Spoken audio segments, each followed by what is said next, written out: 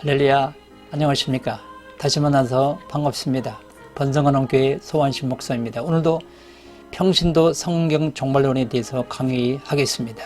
오늘은 제3과 아시아 7교회에 대해서 강의를 하겠습니다. 먼저 평신도 성경 종말론이라는 책에 대해서 잠깐 소개를 하겠습니다. 자, 1장 조직론이죠. 조직론 중에서 오늘 아시아 7교회 요한의 종말론 틀, 그리고 2장 목자론이 있습니다. 3장 징조론이 있습니다. 자, 오늘은 아시아 7교회 요한의 종말론 틀에 대해서 강의를 하고자 원합니다. 계시록 1장 10절에서 11절, 주의 날에 내가 성령에 감동되어 내 뒤에서 나는 나팔 소리 같은 큰 음성을 들으니 이르되 내가 부는 것을 두루마리에 써서 에베소, 서머나, 버가모, 두아디라, 사데, 빌라델비아, 라오디게아의 등 7교회에 보내라. 할렐루야. 자, 이 두 구절을 통해서 아시아 7교회에 대해서 강의를 하게 됐습니다. 먼저 그림을 한번 보시기를 바랍니다. 7교회 있는데 먼저 에베소, 서머나, 버가모에 대해서 오늘 강의를 하겠습니다.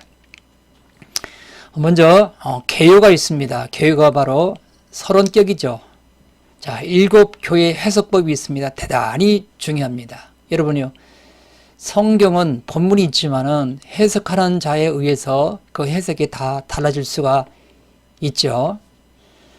그래서 7교회도 해석법에 의해서 많이 격기로 나가는 사람들이 있다는 것입니다. 그래서 해석법을 중요하게 생각하고 해석법을 잘 해야 된다는 것입니다. 먼저 7교회 해석법이 있습니다. 해석의 대원리가 있습니다. 변할 수 없는 해석법이 있는데 계시록 1장 19절입니다.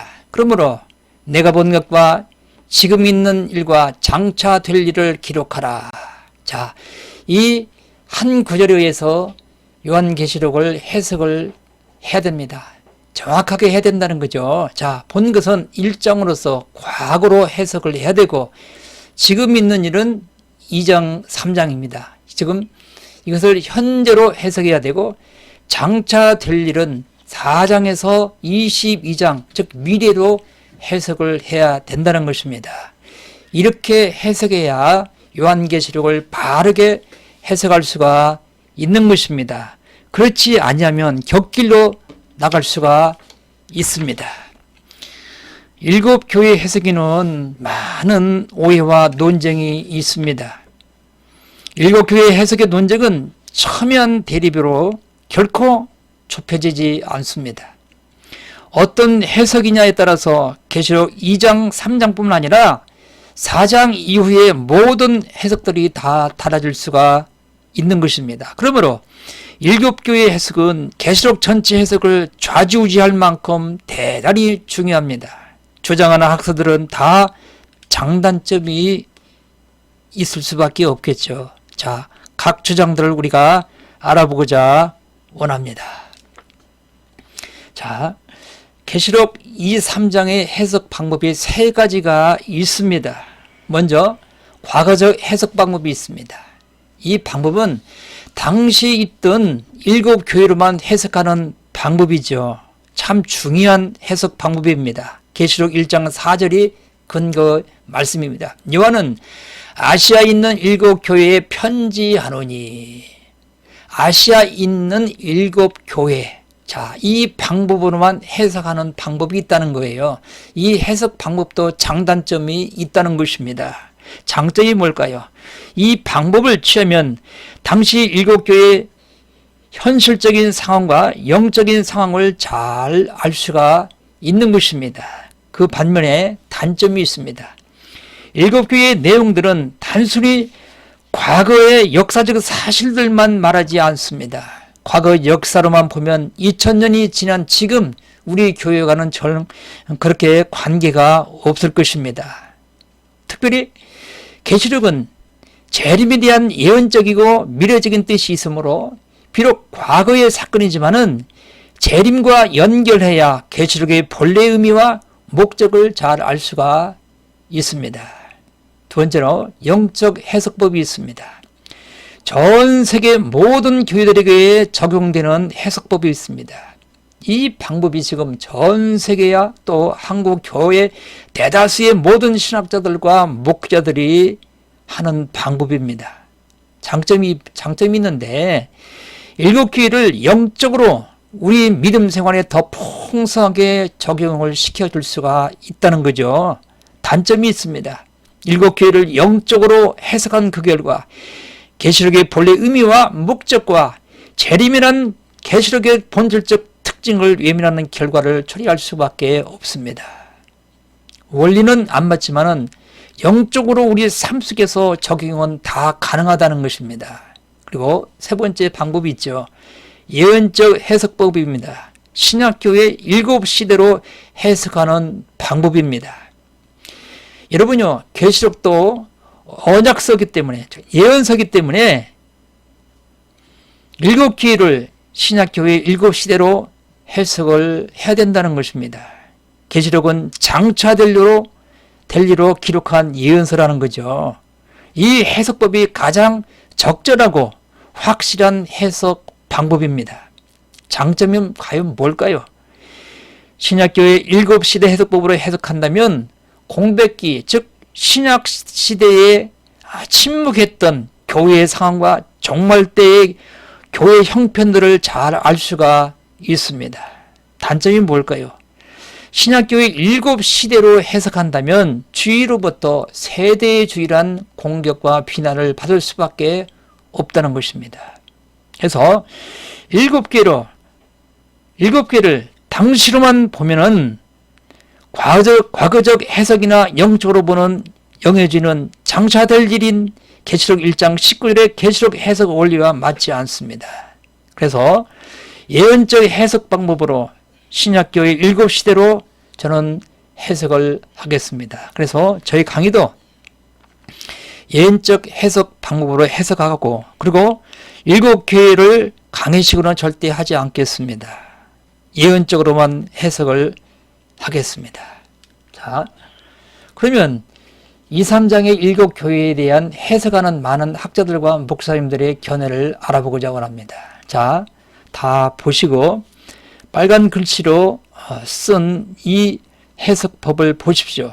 김응조 목사님은 재림시까지 각 시대의 교회를 대표한다 했습니다. 조윤기 목사님은 2000년 교회사 7시대에게 주신 예언이라 했습니다. 그리고 구교의 학자들이 있습니다. 비돌프가 있습니다. 예언적으로 교회 시대 전 과정을 묘사한다 했습니다. 그리고 왈브르도 있죠. 영적으로 교회 역사의 연대기적인 발전을 나타난다 이렇게 주장을 했습니다. 여기 보시면요. 이 네 분의 학자들과 목사님들은 공통점이 있습니다. 다 세대주의 학자와 목사님들이었습니다. 자, 그런데도 계시록 2, 3장의 7교회를 신약교회 7시대로 볼 수 있는 근거들이 있다는 거죠. 왜 그러면 이렇게 해석을 해야만 되느냐? 7교회를 신약교회 7시대 해석으로 해석을 한다면 계시록의 특성이나 구조가 명확해지기 때문입니다. 그러므로 자연스럽게 계시록 해석이 쉬워집니다. 이런 해석법은 거의 세대주의 학자들이 주장했지만은 그 해석 방법이 성경적이면 우리는 과감하게 수용을 해야만 된다는 거죠. 그러면 세대주의는 과연 어떤 오류가 있을까요? 저는 8개로 이렇게 나열을 했습니다. 세대주의 오류 1. 성경의 전 시대를 7시대로 구분해서 그때마다 구원의 방법이 다르다고 합니다. 여러분요, 구원의 방법은 정확합니다. 절대 틀림이 없습니다. 오직 예수입니다. 아멘. 자, 두 번째입니다. 구약 교회의 회복을 주장합니다. 여러분요, 구약 교회는 이미 멸망했는데 어떻게 회복이 될 수가 있다는 말입니까? 셋째입니다. 유대인 특기를 주장한다고 했습니다. 여러분요, 성경에서는 유대인 특기는 단 1%도 없습니다. 넷째, 교회를 유대인 교회와 이방 교회로 나누고 있습니다. 그러나 주 안에서 모든 교회는 다 하나라고 말씀했습니다. 다섯째, 대환란이 이르기 전에 교회는 휴거하고 이중 재림, 이중 휴거, 이중 구원을 주장한다는 것입니다.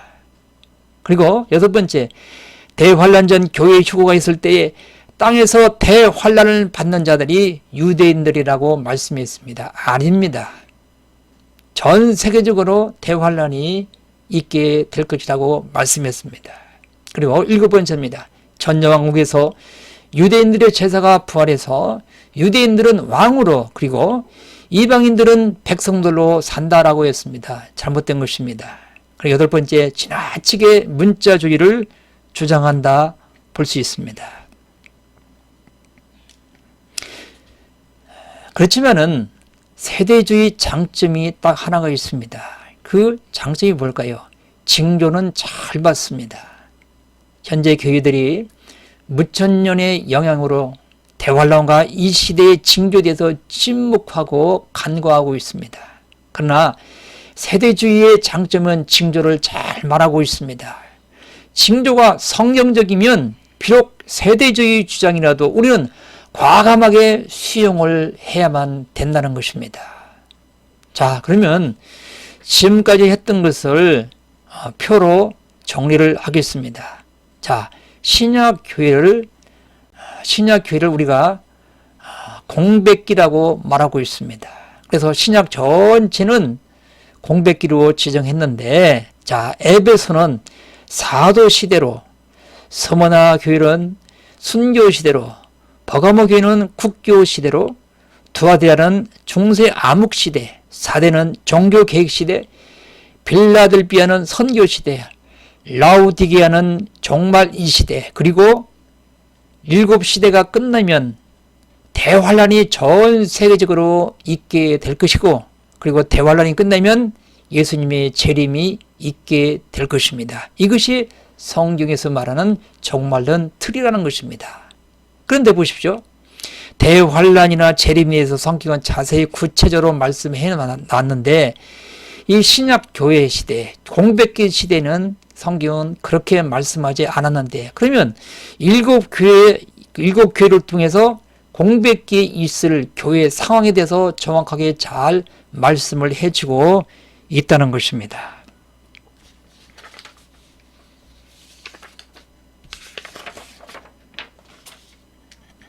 자, 그러면 일곱 교회에게 주신 말씀에 대해서 이제는 본문으로 들어가겠습니다. 자, 첫째, 에베소 교회입니다. 에베소 교회는 사도 시대를 예표하고 있다는 겁니다. 자, 먼저 에베소 도시에 대해서 알아보겠습니다.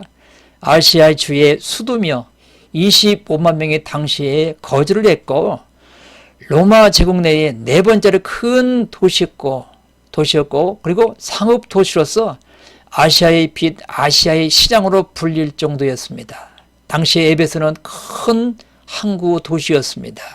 자, 에베소 교회는 교회 개척은 바울의 3차 선교 여행시 때 개척을 했습니다.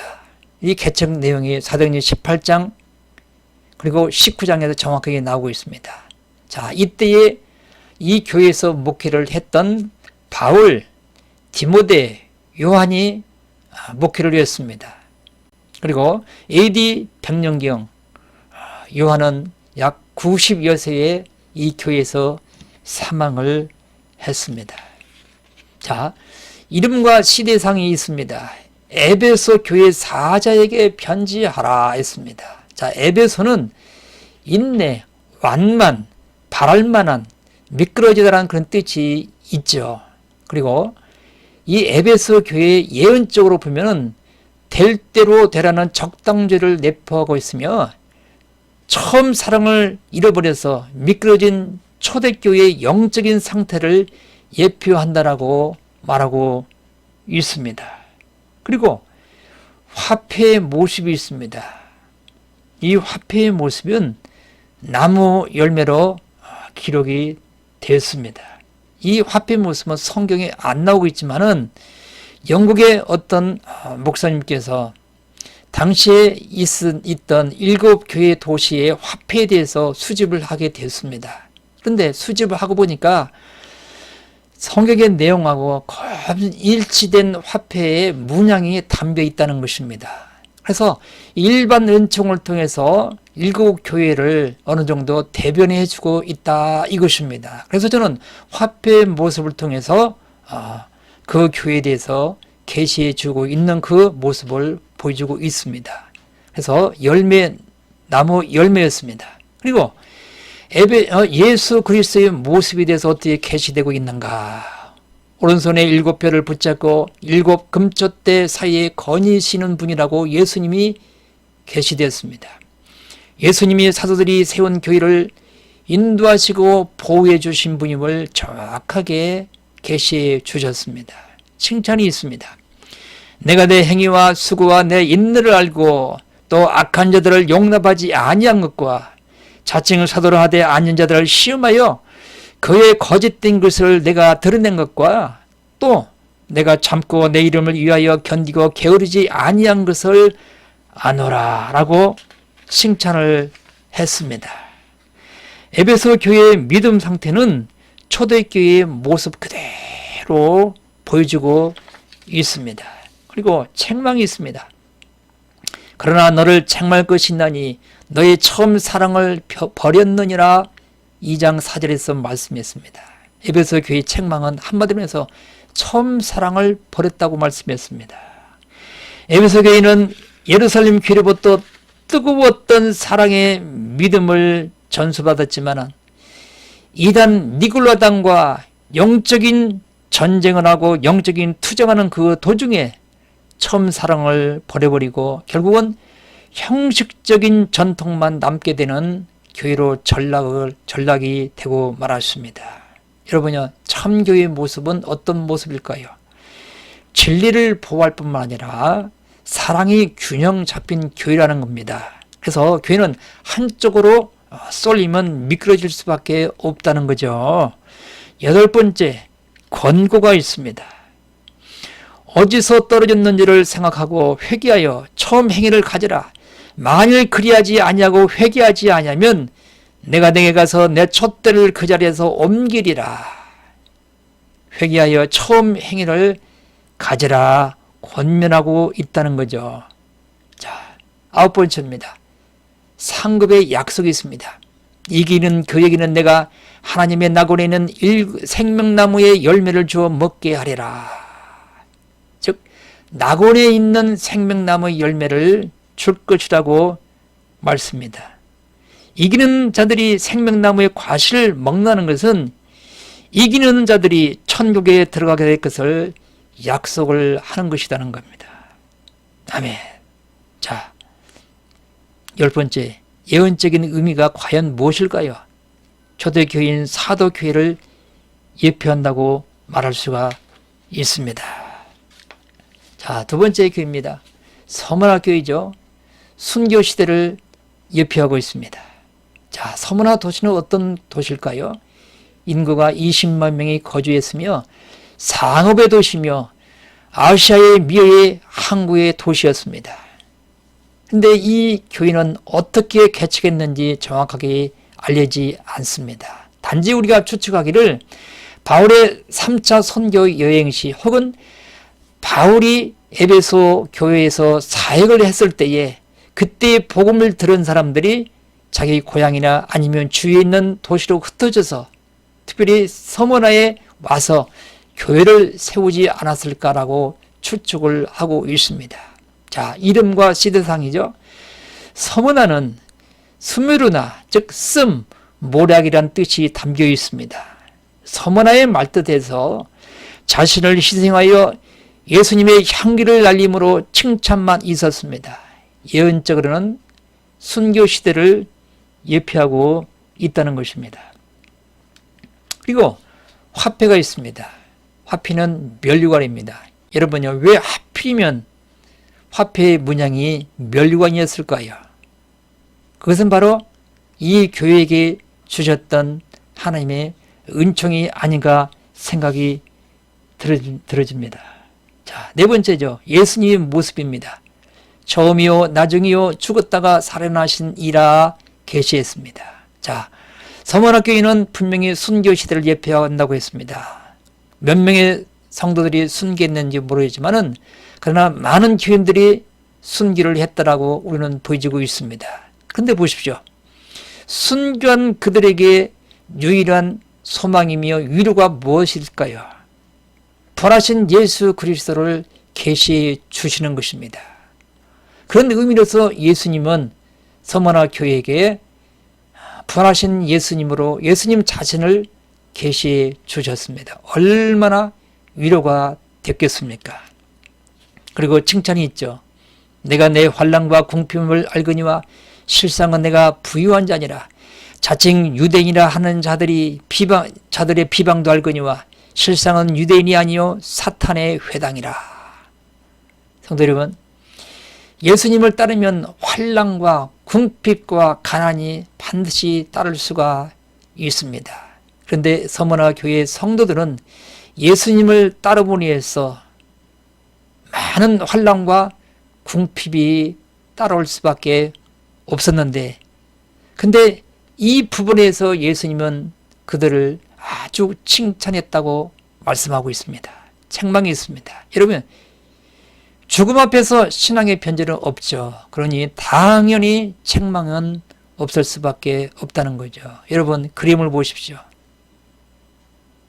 이런 모습으로 사망을 하고 순교를 안 당했지만은 아마 이런 모습으로 많은 그리스도인이 순교를 했을 것이라고 우리가 예측을 할 수가 있습니다. 자, 권고가 있죠. 너는 장차받을 고난을 두려워하지 말라. 볼지어다 마귀가 장차 너희 가운데서 몇 사람을 오게 던져 시험을 받게 하리니 너희가 10일 동안 환난을 받으리라. 내가 죽도록 충성하라. 자, 권고하고 있습니다.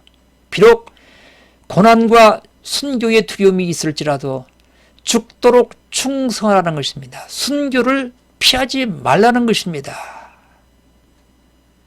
8번째입니다. 상급의 약속이 있습니다. 내가 죽도록 충성하라.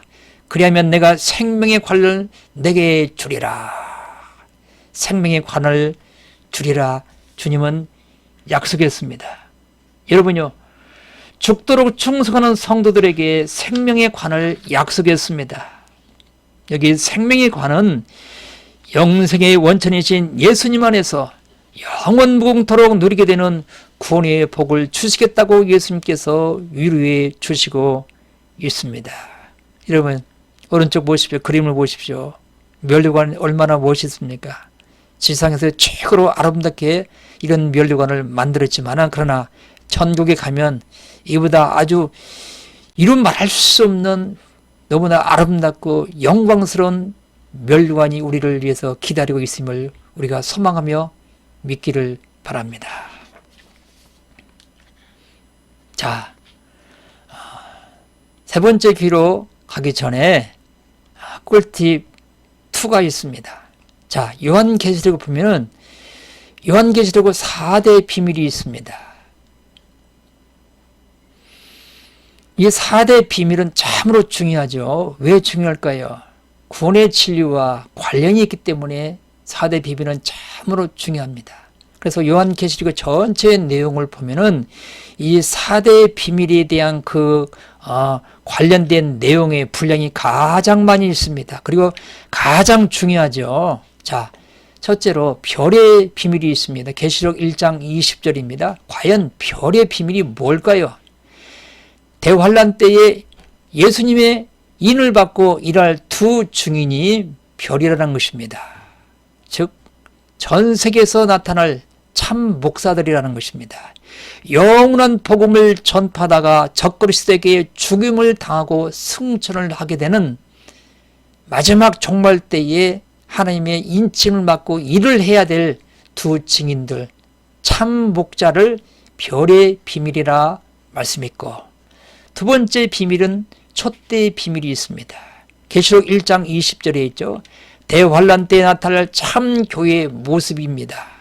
두 증인이 계시록으로 교회를 이끌게 될 것입니다. 이 교회는 대환란 때 계시록을 먹고 무장함으로 적그리스도 음녀를 이기고 휴거를 하게 된다는 것입니다. 그래서 이 촛대의 비밀은 대환란 때 있을 타락하지 않는 참된 교회라는 것입니다. 셋째는 짐승의 비밀이 있습니다. 계시록 17장 7절에 나오죠. 대환란 때에 나타날 적그리스도를 짐승의 비밀로 말씀했습니다.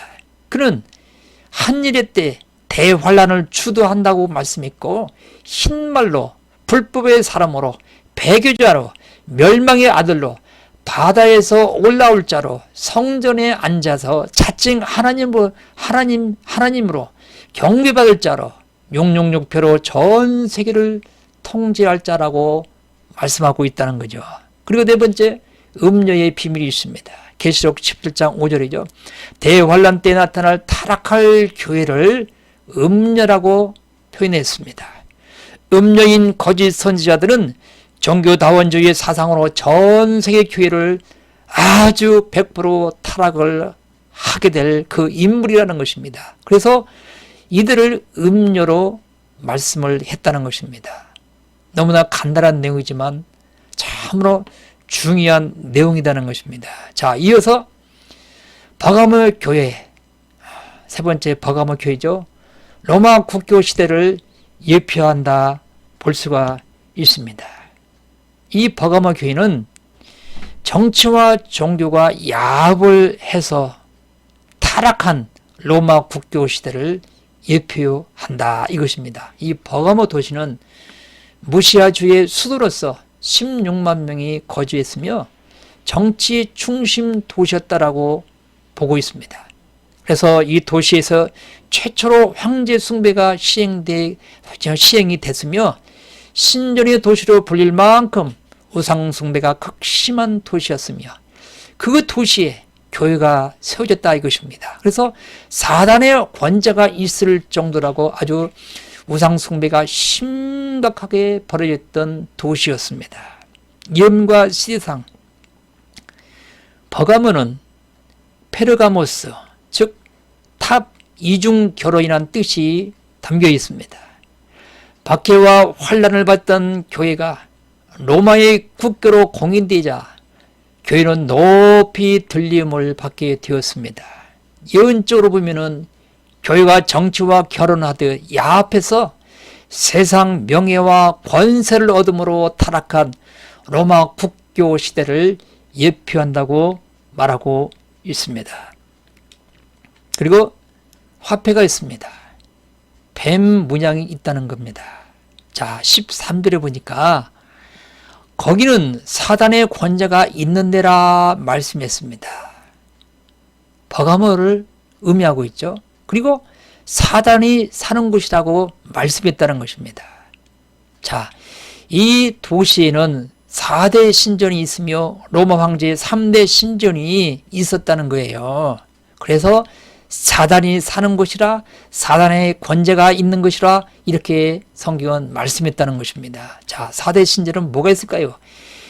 제우스 신전, 아테네 신전, 디오니소스 신전, 아스클레피오스 신전, 그리고 로마 황제 3대 신전이 있는데 아우구스투스 신전, 트라이안 신전, 세베루스 신전, 이렇게 신전이 7개나 있었는데 그곳에 교회가 세워졌으니 얼마나 우상숭배가 심했겠습니까? 그래서 우상숭배가 극심한 버가모 교회가 세워졌는데 그것은 바로 교회가 정치와 야합해서 명예와 권세를 얻어서 점점 타락했습니다. 결국은 로마 국교 시대를 예표한다라고 말할 수가 있습니다.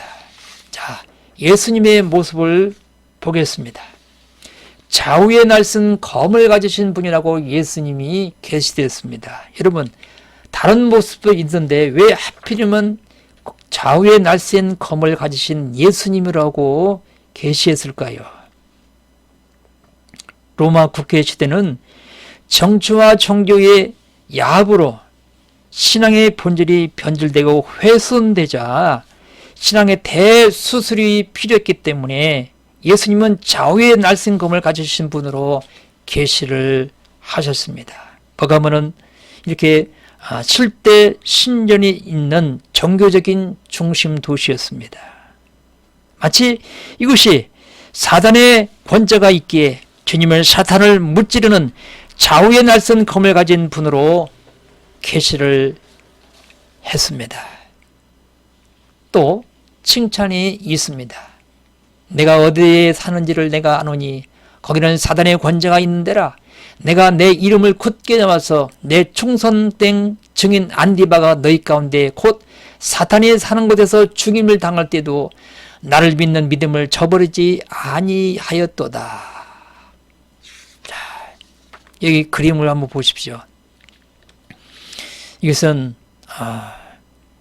그때 당시 그리스 지방에 있었던 어떤 곳에 있었던 신전인데 그 신전의 모습이 이렇게 생겼습니다만, 그렇지만은 버가모 교회에 있는 그 지역에 있는 이런 신전과 약간 다를 수밖에 없겠죠. 버가모 교회는 예수님의 이름을 굳게 잡고 배반하지 않았습니다. 정치와 종교의 야업 속의 위험 속에서도 그들은 믿음을 굳건하게 지켰고 안디바라는 걸출한 순교자를 배출을 했습니다. 버가모 교회는 그래도 남아있는 신앙을 지켰음을 알려주는 로마 국교 시대를 예표한다고 볼 수가 있습니다. 책망이 있죠. 그러나 내게 두어 가지 책망할 것이 있나니 거기에 내게 발람의 교훈을 지키는 자들이 있도다. 발람이 발락을 가르쳐 이스라엘 자손 앞에 걸림돌을 놓아 우상의 제물을 먹게 하였고 또 행음하게 하였느니라. 이와 같이 내게도 니골라당의 교훈을 지키는 자들이 있다 말씀했습니다. 자, 뭘 책망했을까요? 그 교인들 가운데서 니골라당의 교훈을 용납하는 자들이 있다는 것입니다. 즉 교인임에도 불구하고 여전히 니골라당의 교훈을 지키는 자들이 있다고 말씀했습니다. 그들은 순교하기까지 믿음을 지켰는데도 불구하고 책망을 들을 정도면 버가모의 믿음이 조금씩 타락했음을 말해주고 있습니다. 여러분요, 니골라당의 교훈이 과연 무엇일까요? 니골라당의 교훈이란 것은 이단이며 율법 폐기론을 주장했던 무율법주의자들입니다. 이 사람들은 우리가 이미 이제는 예수를 믿고 구원받았으니 예수 믿고 구원받은 사람들은 죄와 사망과 속박과 얽매임에서 완전하게 100% 해방되었으니 버가모에 있는 모든 신전들에게 숭배하고 제사 음식을 먹고 신전 창녀들과 음행해도 결코 죄가 아니다라고 그들을 가르쳤다는 것입니다. 이것은 반성경적이며 이단의 교훈이라는 것입니다. 그래서 그들은 당시 극심한 박해를 피하려 보고 세상의 관습과 문화를 적당히 따르도록 유혹한 소수의 무리들이 교회 안에 있었다는 것입니다. 그들이 니골라당의 교훈을 지키는 성도들이었습니다. 한 발은 세상, 한 발은 예수 앞에 잘 담궜다가 필요할 때로 이리 갔다 저리 갔다 이렇게 이동한다는 것입니다.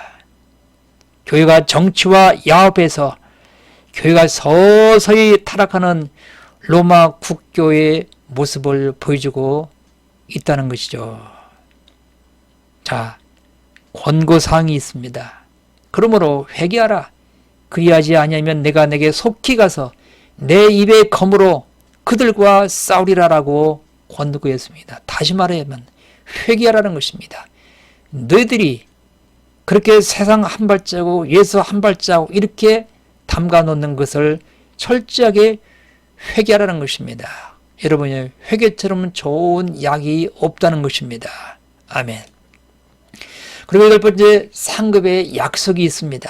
이기는 그에게는 내가 감추었던 만나를 주고 또 흰 돌을 줄 터인데 그 돌 위에 새 이름을 기록할 것이 있나니 받는 자밖에는 그 이름을 알 사람이 없느니라라고 약속했습니다. 자, 이기는 자에게 세 가지 약속을 예수님이 하셨다는 것입니다. 첫째, 뭘까요? 감추었던 만나를 주겠다라고 예수님께서 말씀했다는 것입니다. 자, 과연 이 만나가 뭘까요? 이 만나는 하늘 양식이며 복음의 말씀이며 하나님의 말씀이며 영원한 복음이라는 것입니다. 그들은 하나님의 양식인 복음의 말씀, 하나님의 말씀을 먹기보다도 제사 음식을 먹음으로 해서 편안하려고 생각을 했습니다. 그러나 그들은 편안하지 않았다는 것입니다. 둘째입니다. 흰 돌을 주겠다고 예수님께서 말씀했습니다.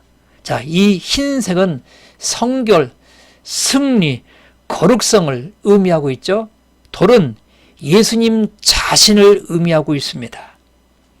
흰 돌을 주리라는 예수님의 말씀은 성령의 인도함을 받아서 세상을 이긴 자들에게는 예수님의 거룩한 성품을 주시겠다는 예수님의 약속이었습니다. 그리고 세 번째, 새 이름을 주실 것이라고 약속했습니다. 받는 자밖에 알지 못하는 새 이름은 흰돌 위에 새겨지겠다고 약속했습니다. 따라서 새 이름을 받는다는 것은 예수님의 부르심에 합당히 여김을 받는 새로운 신분을 얻는 자로서 이름이 하나님의 생명책에 기록될 것이라고 말씀했습니다. 이것처럼 좋은 약속이 어디가 있겠습니까? 할렐루야. 오늘 강의는 이것으로 마치겠습니다. 자, 그리고 오늘 공부했던 것을 잠깐 정리를 하겠습니다. 신약 7시대 구분을 정리해 보면은 에베소 교회는 화폐는 나무 열매요, 예언적인 의미로 사도 시대를 예표했으며 상징적인 의미로는 복음의 열매를 맺는 초대교회를 예표한다 했습니다. 서문학교회는 면류관을 그리고 순교시대를 의미하고 있죠. 예표하고 있죠. 극심한 박해 속에서 믿음을 지킨 순교시대를 말씀하고 있습니다. 그리고 버가모는 뱀 문양이 있습니다. 이것은 로마 국교 시대를 예표하고 있죠. 로마의 국교로 공연된 후에 정정 혼합 시대를 예표한다라고 볼 수가 있습니다. 자, 다음 강의에 대해서 잠깐 소개를 해 올리겠습니다. 다음에는 두아드리아 교회, 4대 교회, 빌라델비아 교회, 라오디게아 교회, 이렇게 4교회에 대해서 말씀을 했습니다. 왜 이렇게 나눴는가? 시간상 너무나 많이 오버되기 때문에 나눈 것입니다. 여러분들이요, 건강하십시오. 그리고 주님을 뜨겁게 한 주 동안도 사랑하십시오. 시대를 분별해서 깨어 있으시기를 주님의 이름으로 축원합니다. 그리고 간절히 바랍니다. 감사드립니다. 안녕히 계십시오. 할렐루야.